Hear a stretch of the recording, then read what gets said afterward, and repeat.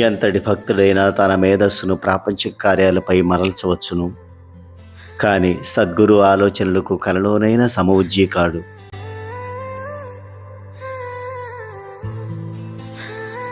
సద్గురుని చేష్టలను, మాటలను విశ్లేషించలేని వారు సద్గురు ఆలోచనలు పసిగట్టగలరా?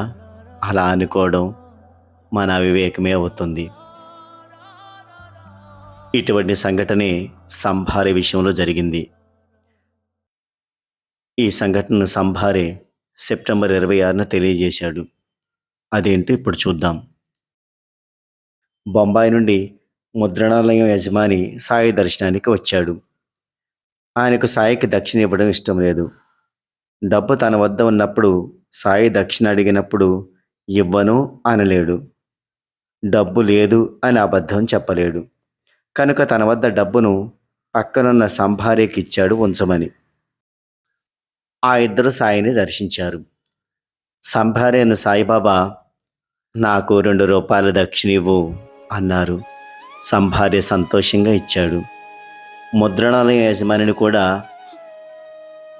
2 రూపాయల దక్షిణ ఇవ్వు అన్నారు. అతను తన దగ్గర డబ్బు లేదు అన్నాడు. సాయి సంభారేను చూపించి, ఇతని దగ్గర తీసుకొని ఇవ్వు అన్నారు. ఇక గత్యంతరం లేక 2 రూపాయలు ఇచ్చాడు ముద్రణాలయం యజమాని. ఓం సాయి శ్రీ సాయి జయ జయ